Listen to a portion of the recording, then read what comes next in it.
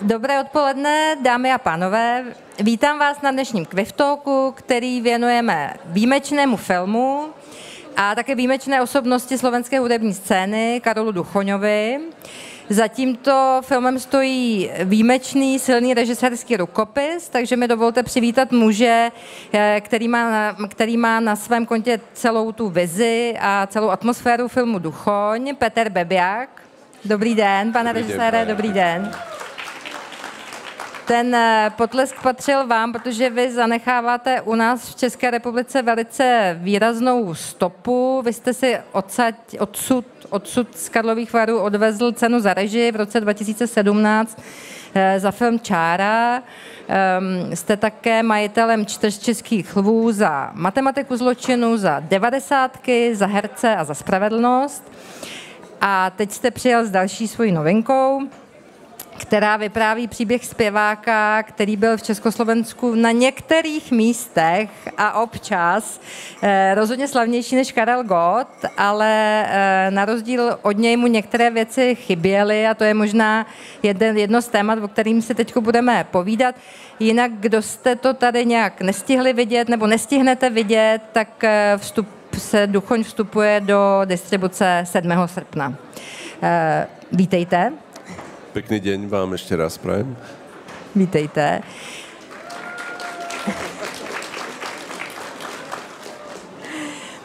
Petere, ten snímek měl docela jako zajímavý vývoj, protože vznikl z divadelní inscenace v Komorním divadle v Martině, kde ten text původní napsal Jiří Havelka, zase pro změnu český režisér a Robert Mankovecký.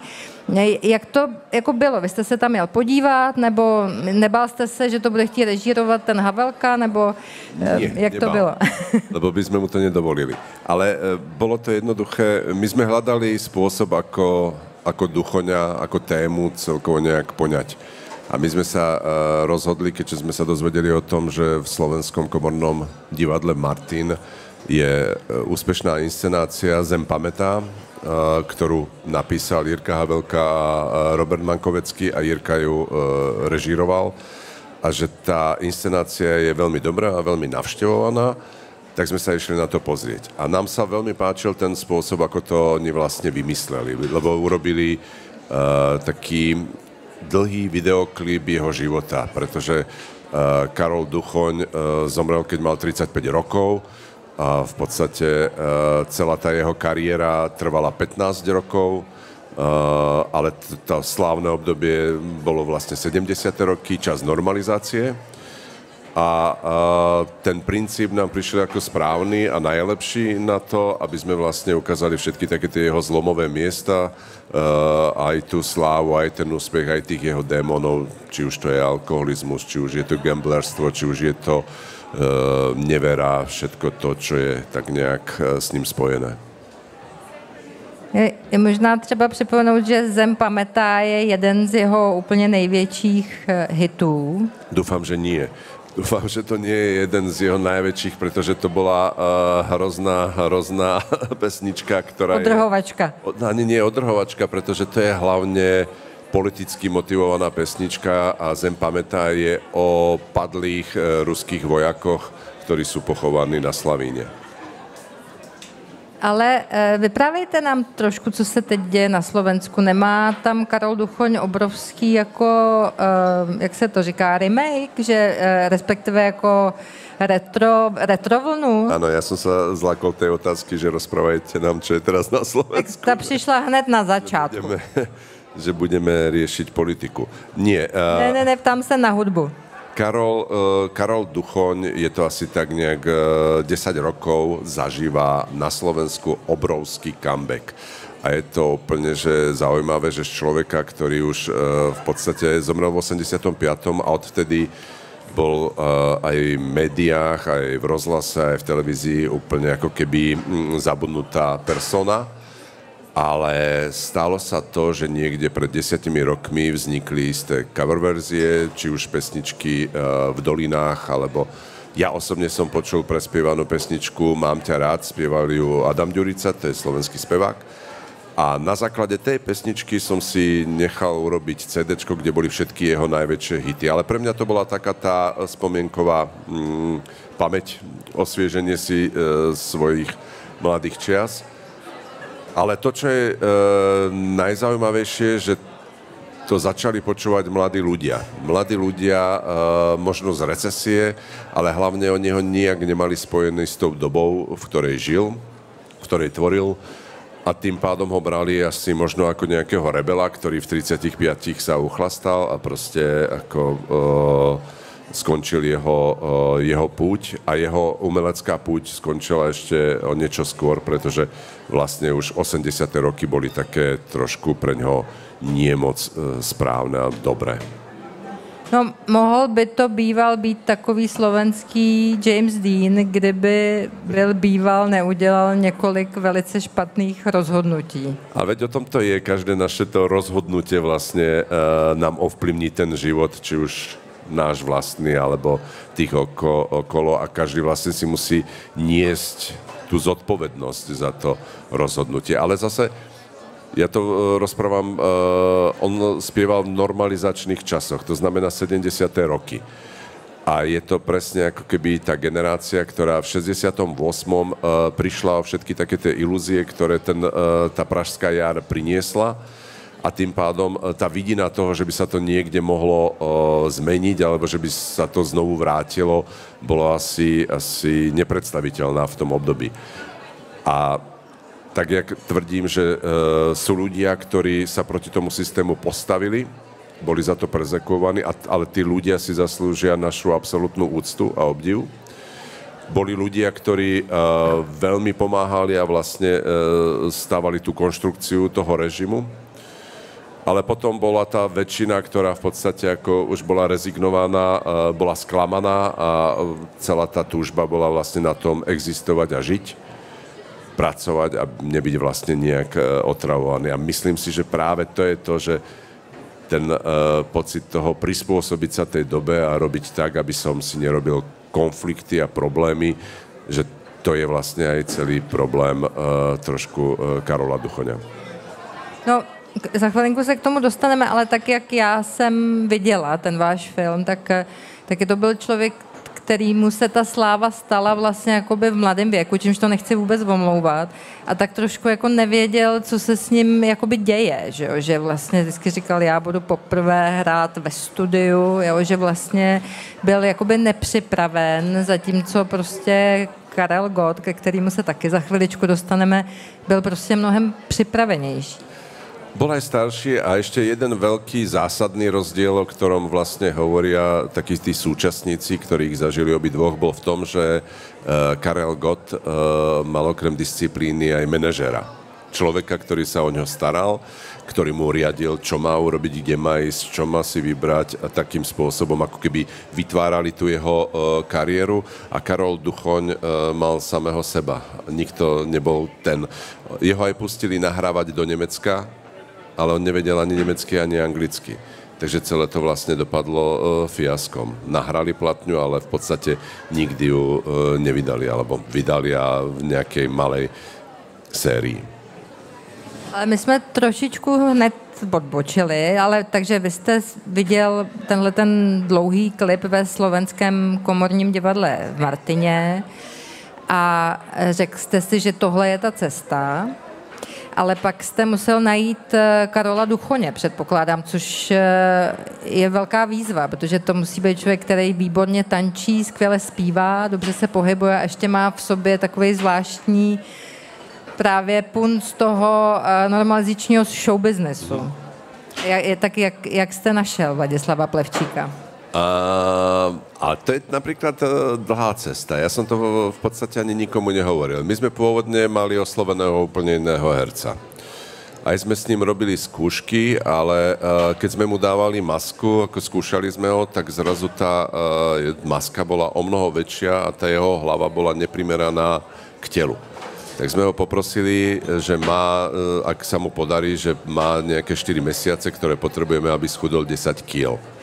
Takže sme sa stretli o 4 mesiace a on pribral 10 kg. Takže tým pádom... Ste ho vystresovali. No, tým pádom bolo viac menej akože už na mieste hľadať nejakú inú náhradu, ale už počas toho, jak už sme pripravovali tohto iného herca, už som pozeral fotografie a videl som fotografiu mladého Duchoňa, videl som fotografiu Vladka Plevčíka a oni sa extrémne na seba podobali, keď boli mladí.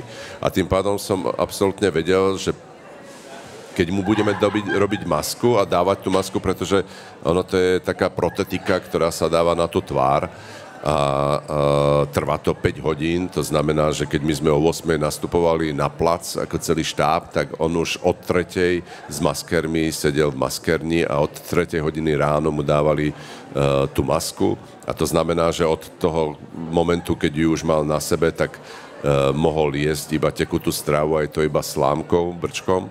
A keď skončil natáčanie, tak ešte 1,5 hodiny mu trvalo, kým mu tú masku dali preč.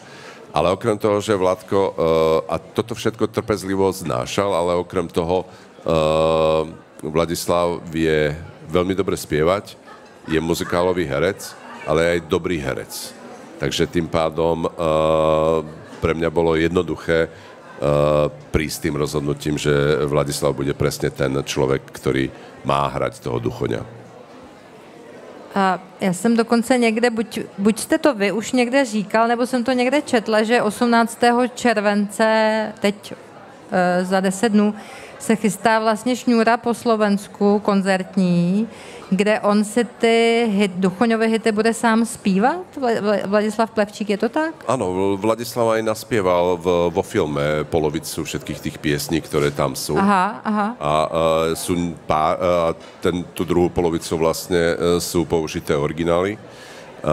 A my od 18.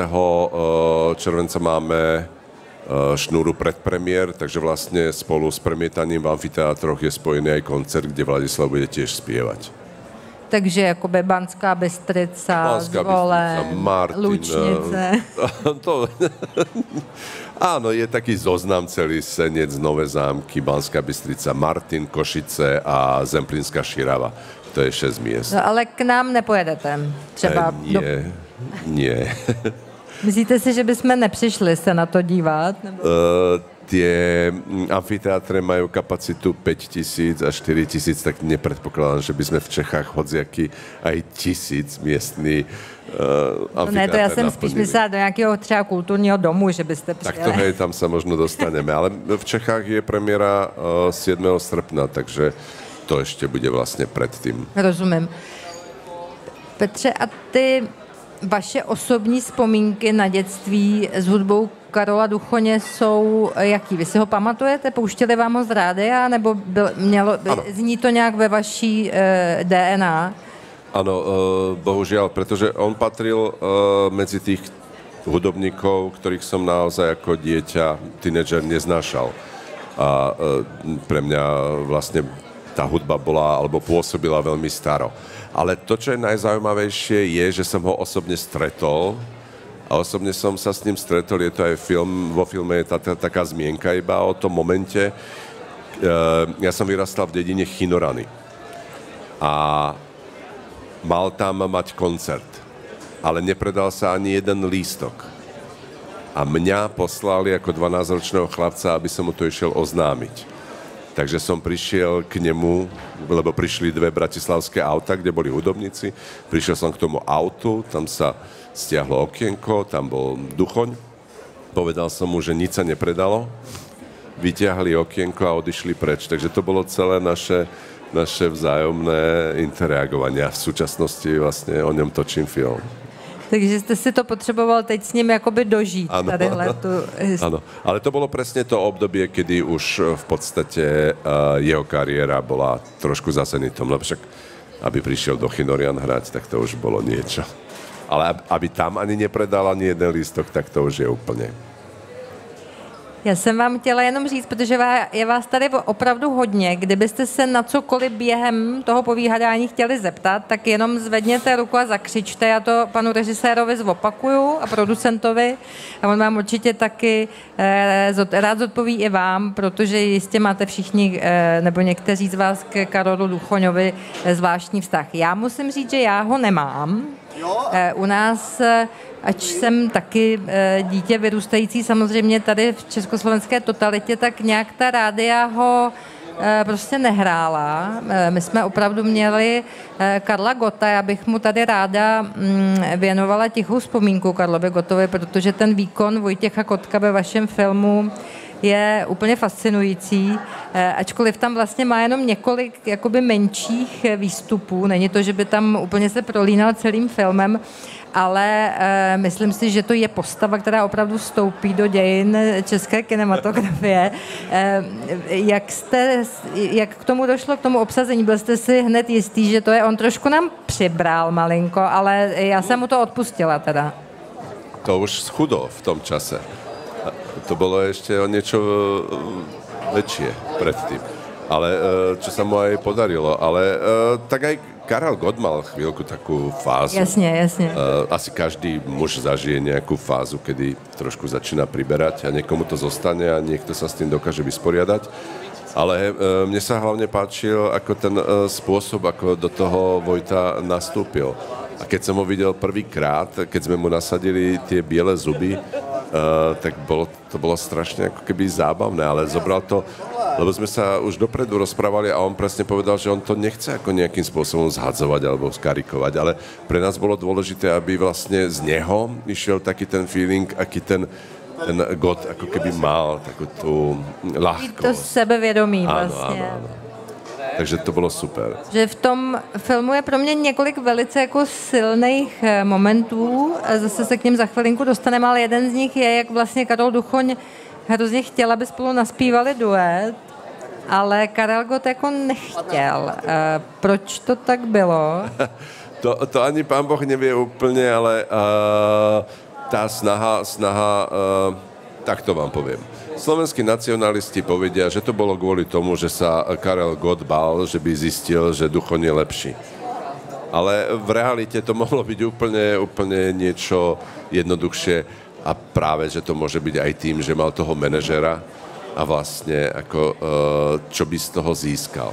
Čo by získal z toho Karel Gott, keby naspieval duet s Duchoňom. Ale pritom boli kamaráti, navštevovali sa vzájomne, dokonca je to, že mu Karel Gott požičial peniaze na byt, aby si mohol kúpiť byt a keď ho išiel Karol Duchoň mu išiel povedať, že nemá tie peniaze, aby mu ich vrátil, tak si ešte požičal od neho ďalších 50 000. Takže to priateľstvo medzi nimi istým spôsobom bolo veľmi silné.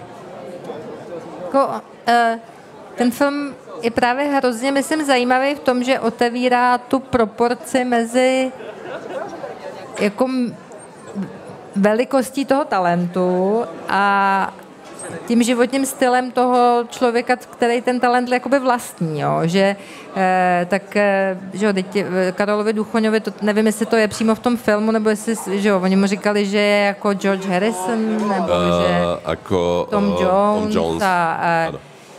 Ale vlastně byl tam ten alkohol a taky jako několik jako poměrně zásadních, jako špatných životních rozhodnutí. Možná tím asi za mě jako nejhorším byl teda vlastně podpis Anticharty. Ten podpis Anticharty. No, to je vlastně otázka. Ano, možná to je pražská interpretace. Nie, ale to je v poriadku, pretože to sú presne tie veci. Vždy máte ako keby možnosť toho rozhodnutia. Mohol sa rozhodnúť, že nepôjde na tú Antichartu a nebude čítať ten prejav, ktorý tam čítal. Nebol síce jediný, ako boli tam všetci vtedy umelci, práve to bolo ako keby stretnutie takých tých spevákov a estrádnych umelcov, ale v rámci takého toho pokoja, ktorý chcel mať a v rámci toho, aby mohol spievať ďalej a chodiť do zahraničia, koncertovať, tak vlastne sa rozhodol, že prečíta tú Antichartu. Že tam bude a bude mať ten prejav o tom, jak je dôležité, jak je dobre. Môžu vlastne tí jeho kolegovia zo západu závidieť. To bolo vlastne ako keby celý takéto gro toho. Ale je to presne to a vlastne pre neho aj šťastie, že tým, že zomrel v 85., tak už nikdy nebol konfrontovaný s touto udalosťou.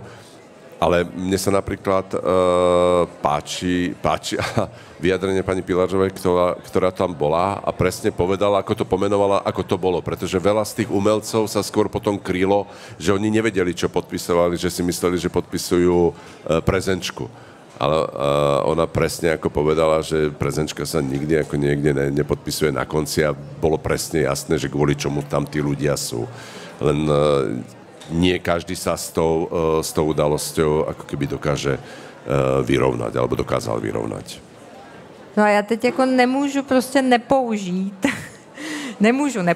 což znamená, musím použít tu vaši větu z toho filmu, která je pro mě taky hrozně zásadní. Říká ji Adrian Jastraban, takže už asi víte, a mám ji tady poznamenanou ručně. Slováci mají komunismus hluboko v krvi. Já vím, že o tom nechcete mluvit, ale vysvětlete nám to. Opravdu proč to tak je? A je-li to tak proč to tak je? A jak Aby jste som to... vám vysvetlil jednu vec. Přátelé se vám už smějou. Táto veta tam totiž, ona je istým spôsobom ponáška na súčasnú dobu, na to, čo sa v súčasnosti deje na Slovensku. A to znamená, že nejak tak to, čo máme v sebe, je nechať, aby o nás rozhodoval niekto, aby ten nám určil, čo máme robiť, čo nemáme a my budeme jednoducho iba čisto ako keby poslúchať. Že vlastne prichádzať tomu istému, to, čo tá staršia generácia obdivuje, alebo tak pamätá si jasne ten spomienkový optimizmus znovu na ten socializmus, pretože boli mladší, oveľa mladší tí ľudia, mali istotu toho, že museli pracovať, takže mali prácu, dostávali financie, peniaze, na dovolenku mohli ísť do Bulharska, do Rumunska, ale neexistovali ako keby nejaké tie ďalšie veci, ktoré vlastne tá demokracia, tá sloboda ako keby prináša, ale v podstate brali, že toto je ako ten štýl a spôsob života, ktorý im vyhovuje. A to sa obávam, že nastáva v súčasnosti na Slovensku znovu. Že je tam veľká väčšina ľudí, ktorým vyhovuje to, aby niekto o nich rozhodoval, aby im niekto určoval presne, čo majú urobiť a oni to veľmi radi urobia. Takže tým pádom ako keby chýba tam tá snaha chytiť tú svoju budúcnosť do vlastných rúk a tvoriť ju a niekam ju posúvať. A to preto je aj táto narážka v tomto filme použitá. Rozumím. My taky tam vidíme, že on měl teda manželku, kterou si vzal jako taky poměrně mladý a měl dceru. Vy jste s nimi třeba ten scénář nějak trošku konzultovali, nebo věděla ta rodina, že točíte a že to vlastně bude takováhle velká věc? Áno, museli sme im to dať čítať. Poprvé chceli sme, aby o tom vedeli, čo sa tam bude odohrávať. A druhá vec, potrebovali sme tak či tak, aby oni súhlasili s právami pretože jeho dcéra vlastne má práva na jeho pesničky, na jeho interpretáciu, na tie, ktoré naspieval. A boli miesta, s ktorými trošku ako keby zápasili alebo neboli úplne stotožnení, ale nikdy neprišlo k tomu, že by vyžadovali, aby táto scéna stadiaľ bola preč, alebo aby sa nerozprávalo o nevere alebo o čomkoľvek, pretože Karol Duchoň sa so svojou manželkou prvou Elenou rozviedli v 85. roku a hneď, jak sa rozviedli, tak o 7 dní si zobral druhú manželku, ktorá sa volala Alena. A potom vlastne o pol roka potom zomrel. No a tak to je možná moje další otázka, která na to logicky naváže, že ten váš příběh, tak jak vy jste ho napsali a natočili, je asi hodně pravdivý, ne? Že já tam nevidím mnoho jako imaginace. Teda, imaginace. To není jako, to myslím jako pochvalu, ne jako urážku. Nie, ale je to vždy je to ako nejaká interpretácia tých ľudí, ktorí už tým, že to napísali, už to vzniklo ako divadelné predstavenie a ďalej. My sme vyvíjali ten scenár a urobili sme z toho film, tak je to naša interpretácia jeho života, takže veľa ľudí si ho pamätá inak, ale je rozdiel, ak by sme robili nejakú psychologickú sociálnu drámu, tak by sme trošku inak ako keby špekulovali a rozoberali jeho stav, prečo ten alkohol, aj keď tie veci sú tam načetnuté, ale je to jednoducho ako keby bol by to trebárs portrét alkoholika, ale zase, kto by na to chodil do kina? Takže my sme vlastne aj riešili ako keby otázku tým, že je taký veľký hype a boom okolo Duchoňa na Slovensku, tak vlastne využiť aj tento potenciál tohto filmu tak, aby to bol divácky stráviteľný a zaujímavý film. Jako já to čtu tak, a když tak mě opravte, nebo možná nám to blíž vysvětlete, že ten film má takový jako univerzální roviny, ve kterých se vlastně každý z těch diváků může v něčem jakoby najít, jo? Že je třeba důležitý fakt přemýšlet o těch svých rozhodnutích, jo? Nereagovat možná impulzivně, nebo tak... Ano, lebo v podstate to, čo prežíval on, istým spôsobom môže zažiť alebo byť konfrontovaný každý jeden z nás. A to, jak som hovoril na začiatku, každé to jedno rozhodnutie nás vlastne, buď nás činí, že sa musíme za to, čo urobíme, zodpovedať, alebo sa musíme tomu vlastne postaviť a bojovať za ten svoj názor. Alebo sa môžeme stále nejakým spôsobom prispôsobiť a tváriť sa, že sa nič okolo nás nedeje. Myslím, že náročný bylo právě tomu ta příprava, trošku mi to připomnělo 90. v takové té preciznosti, té evokace těch 70. let, včetně těch jeho kostýmů, který byly hodně specifický. Je to něco, za čím vy si vždycky stojíte? No, lebo je tá výhoda, že tie 70. aj tie 90. roky si pamätám a tým pádom je to dosť ako keby ovplyvnené aj takouto osobnou skúsenosťou, ale hlavne je to aj, vychádza sa z archívu, ktoré sme mali k dispozícii, či už to boli fotografie, alebo dobové záznamy, alebo tie videá, estrády, ktoré sa vtedy točili.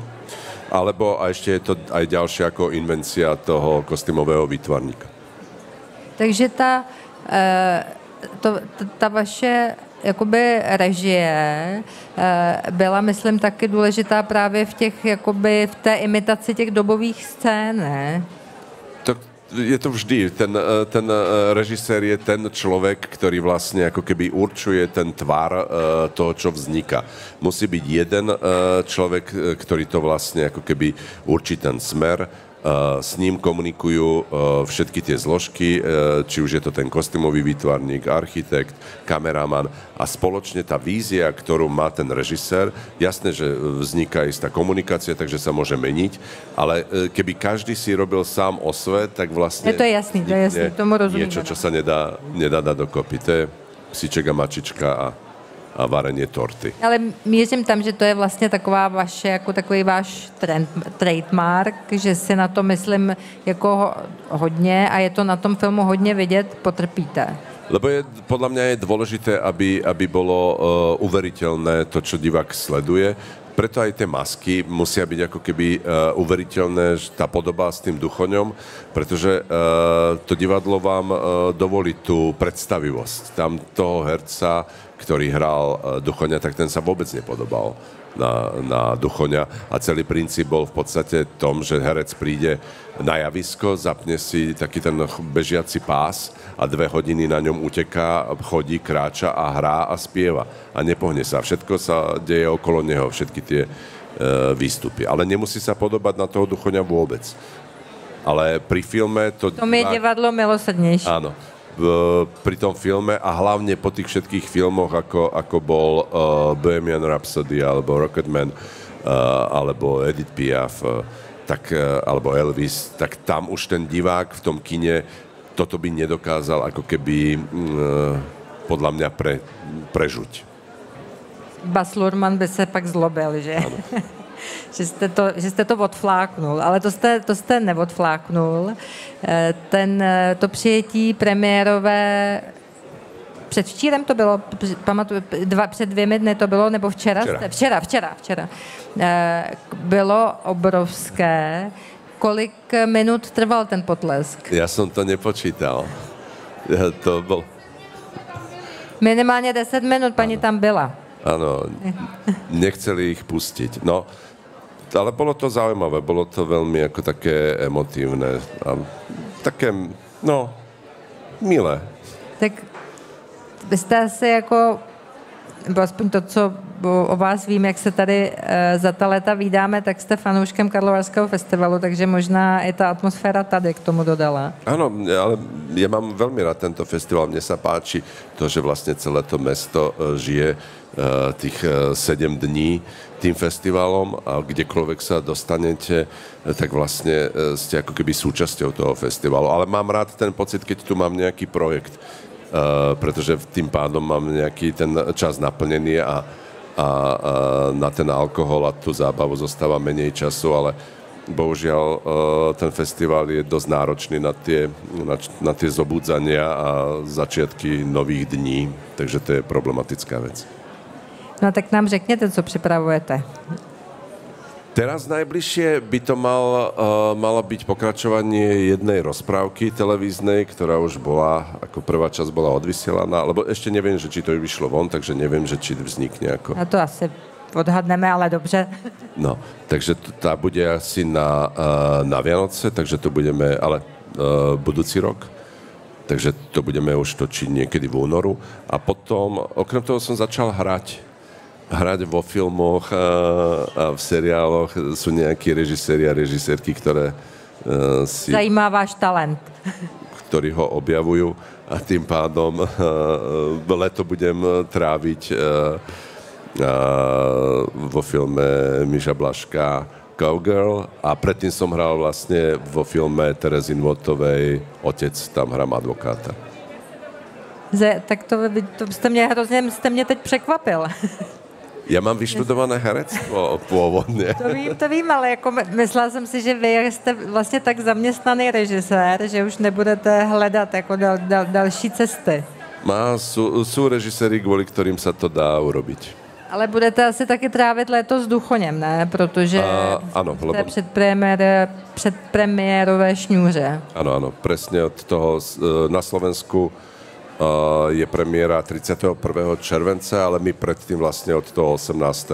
máme tú šnúru, o ktorej ste hovorili. A ešte to vlastne pokračuje do toho srpna, kým sa toho zbavíme vlastne premiérou v Čechách. A vy budete na celé té koncertní šňůře při těch obrovských 5000 amfiteátrů slovenských? Jeden deň tam nebudem, pretože mi to nevychádza nejak časovo. No ne, protože myslím, že tady sedíme před poměrně jako historickým okamžikem, kdy Slovensko čeká jako obrovský filmový hit. Bylo to s tím takhle plánováno, vyráběno, děláno? Klamal by som, keby som povedal, že nie, lebo ten potenciál toho mena, alebo toho príbehu, alebo tých pesničiek a toho všetkého, čo je s tým spojené, je dosť výrazný a dosť veľký, takže hovoriť alebo tváriť sa skromne, že nie, že nám bude stačiť nejakých 50 000 divákov, bolo by klamstvo. Je to ale smutný, že mají teď Slováci tak rádi Karola Duchoně, nebo je to vlastně, nebo se v tom dá najít i nějaký pozitivum, kromě potenciálu úspěchu toho filmu? Ja neviem, či to je smutné, veď to je úplne jedno, ak ho vnímajú ako dobrého speváka. Je rozdiel, ak by adorovali ako všetko to, alebo ten spôsob jeho života alebo existencie, že to bolo to správne a to jediné dobré, ale ak obdivujú jeho talent, jeho hlas, jeho spôsob, ako dokázal zaspievať tie pesničky, tak je to v poriadku. Přátelé, jenom ještě upozorňuji, máme posledních 5 minut, takže kdo by ještě se chtěl na něco zeptat nebo Karolovi Duchoňovi, Petra Bebiaka, tak má šanci. Mě ještě zajímá, co se týče třeba atmosféry během toho natáčení, protože tam všechno se točilo kolem Vladislava, všichni ti ostatní herci tam vlastně jsou v druhém plánu. Šli všichni s tím projektem, všichni byli rádi, že s vámi můžou spolupracovat? To dúfam. Dúfam, že sa nenašiel niekto, kto by mal nejakú averziu a kvôli tomu išiel ku mne na plac. Nie, ja mám jednu zásadu, a obdivujem hercov a mám rád ich prácu. Ale tým pádom im dávam aj istú slobodu. Je dôležité pre mňa, aby ten herec mal pocit, že to, čo robí, je správne. Jasne, že sú tam isté momenty a miesta, kedy to treba nejak korigovať, ale nie je to z mojej strany ako zásah do toho, že že herec musí presne urobiť to, aká je moja vízia a urobiť to presne tak, ten pohyb rukou vtedy, kedy ja chcem. A to je vlastne aj to, čo by som ja chcel ako herec mať, že istú slobodu a hlavne to, čo je pre mňa dôležité, že ja verím hercom, tým pádom aj ten herec musí dôverovať mne, pretože nie je nič horšie, ako keby sklamať jeho dôveru, pretože on nevie, čo ja vyberiem, alebo v strížni, čo sa zoberie, aká klapka, ako sa to celé zostriha, čo sa vyhodí, čo sa ponechá a tým pádom, keď ja ohrozím jeho dôveru tým, že keď vidí výsledok a cíti sa byť ako keby podvedený, tak už v podstate ako keby ohrozím možnú ďalšiu našu spoluprácu. Alebo celkovo, že herci si povedia, že je riziko ísť robiť s týmto režisérom, lebo nikdy neviete, ako ten výsledok dopadne. Takže jinými slovy, prostě je potřeba s tím zacházet opatrně. Ale to je môj princíp, pretože poznám režisérov, ktorí sú nervní, alebo majú radi napätie na placi, alebo kričia, alebo takú tú náladu. Ale to je tiež spôsob a štýl práce. Takže vždy je ako keby trošku dôležitý ten výsledok, ale nemám rád taký ten stresový, že proste, že sa netešíte na plac do tej práce. Ja mám rád presne ten pocit, že keď vstávam a idem tam, že ma to baví, že to chcem zažiť a že vzniká niečo čarovné na tom placi. Ono vlastně, já si myslím, že ten film strašně krásně taky ukazuje to pozlátko vlastně té televizní zábavy, do které on se jako záhy dostal, ale zároveň potom ten pocit, co to znamená, když se za ním zaklaply ty dveře doma, jo? Že to vlastně pro něj to byly takové dvě úplně jako o 180 stupňů rozdílné pozice. Osobne si myslím, že Karol Duchoň netrávil veľa času doma, pretože pre ňoho bolo ako keby dôležitá tá zábava, tí ľudia. On aj keď bol treba z Bratislave, tak vždy končil večer, končil tým, že bol v nejakej krčme a tam pozýval všetkých tých ľudí, ktorí boli okolo, pozýval na panáka, spoločne pili. Bol veľmi rád stredobod pozornosti. A to zrazu podľa mňa, keď strácal v tých 80. rokoch, tak mu to ako keby nepomáhalo práve ako aj v tej psychike, aj pri tom vyrovnávaní sa s tým alkoholom. A pritom mal snahu aj prestať piť, že bolo obdobie, kedy chvíľu nespal, ale keďže vtedy vlastne žil v takom... Ten alkoholizmus je podľa mňa ešte stále dosť ako keby výrazný problém aj na Slovensku. Neviem, ako je to úplne v Čechách. Určite. No. A hlavne aj na vidieku a väčšinou každý ten deň končí tým, že tí ľudia sa stretnú a rozprávajú sa alebo popíjajú, pretože to je ako keby taká zrazu úľava a zrazu ten stres dokážu odbúrať práve tým chlastom.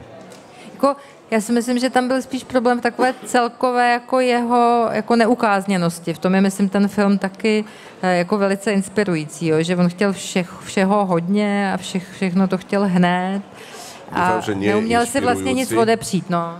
Že aby nebol inšpirujúci pre ľudí, ale skôr, aby bol ako, že im ukazuje, že ako to môže skončiť, keď tá nedisciplinovanosť presiahne nejakú tú mieru. Tak my přejeme všechno nejlepší Duchoňovi, šťastné spočinutí Karolovi Duchoňovi, jeho rodině, aby se jí to líbilo. Už to viděli mimochodem? Neviděli. Ještě neviděli, aha. Tak to vás ještě čeká na Slovensku. Áno. A to bude premiéra, ta hlavní premiéra bude v Bratislavě? Slavnostná premiéra bude 17. v Bratislave, áno. 17. července teď, áno. Za chviličku. Vám děkuju za pozornost, byli jste velice početné, příjemné publikum, užijte si zbytek festivalu a pane režisére, vám děkuju za čas. Nedělám si iluze, že to byl první rozhovor, který jste tady dal, ale tvářil jste se, jako by byl první. Okay. Ďakujem veľmi pekne. Ďakujem vám veľmi pekne. Mějte se hezky, děkuji. Pekný deň vám prajem.